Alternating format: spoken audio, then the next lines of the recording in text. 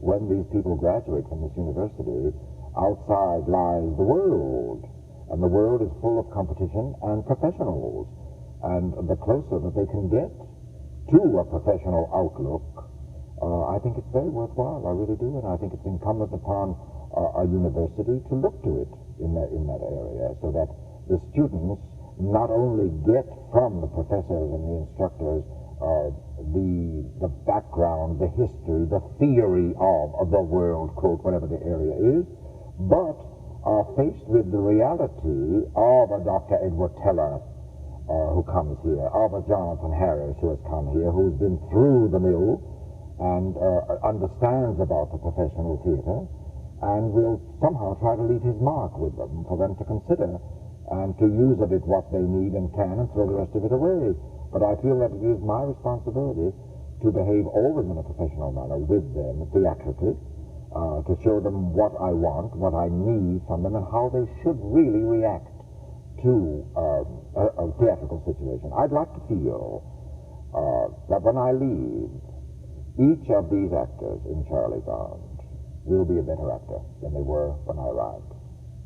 Let's talk just briefly about Jonathan Harris. There are a lot of people who say, well, it takes me a half hour to say my name.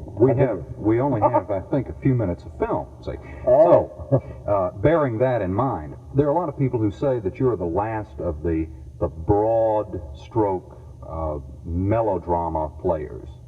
Your style, your charisma, particularly as portrayed in your television series Lost in Space.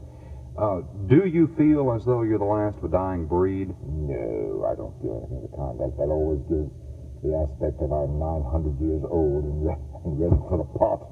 No, I don't feel that at all. I will tell you what I do feel. I was very lucky in my theatrical life because I was very, very highly trained and disciplined in the professional theater on Broadway, and I was very lucky to have that opportunity. I played beautiful plays, and many of them for very long runs, which was nice. And so that I was, from the very first, imbued with a sense of the rightness of things. I am a traditionalist in the theater and a purist. I like it right, and I like it perfect. I really do. And that's what I work towards. I am not happy with make-do. I never have been. Do I act with style? Yes. I have developed a singular and unique style, which is the Jonathan Harris style. The voice you now hear is the Jonathan Harris voice, carefully cultivated. My original speech was New York East, if you please, because that's where I was born. It certainly doesn't sound like it now. Does not indeed. But yet you still act with the broad movements, as though you were in a tunnel theater at the far end and had to be seen at the far rear. No, I don't do that. I act out rather than I act in. There's a difference, Jay. Explain that. I believe that it's necessary and the responsibility of an actor to be heard, to be understood, so that what he is doing at all times is crystal clear to an audience. There is a school of acting, I'm sure you've seen it, where the Marlon Brando mumble. Well, Marlon Brando happens to be a magnificent actor, and the mumble was, I think, something that was cultivated at the time. But he's a wonderful actor, and on the screen I think that every word can be heard and understood because there is, of course, a microphone that picks that up. But that's not my number. I prefer to act out, to be heard, to be understood, so that the audience knows exactly what I'm thinking and doing, so that I transmit what the man wrote to the audience for their consideration. I do have a style. I'm a stylish actor. I have developed a sense of comedic style because it's very lucrative. It sells very well. It's made me rich and famous, and I like it a lot. And I observed it, and I saw that it was very saleable, and so I honed it down to a very fine point. And it is bravura acting, if you please. I don't play, for the most part, timid little people who speak very much this way and pull it all in. I let it all out.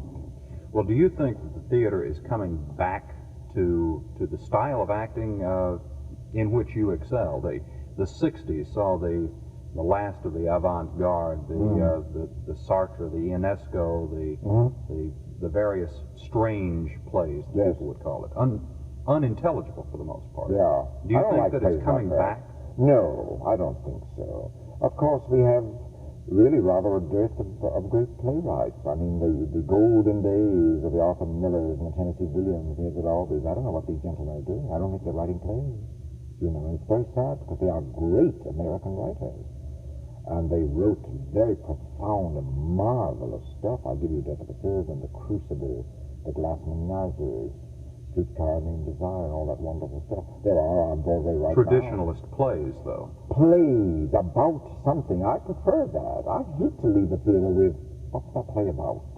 I really don't like it. For example, And I don't like movies that way either. I want to at least understand what's going on, and then make up my own mind whether I like it or not. you'd like to have a plot with a beginning, a middle, and an end. I rather do like that, I must say. I become very worried about, am I stupid? I'm not getting this. It makes me feel very badly. It makes me feel that I'm quite dumb, that I'm not getting it, and I meant to get it. And then I examine whether it's been really that obtuse, the writing, so that I really don't know what's going on, and I'm not stupid at all, and that makes me feel a little better about it, you know?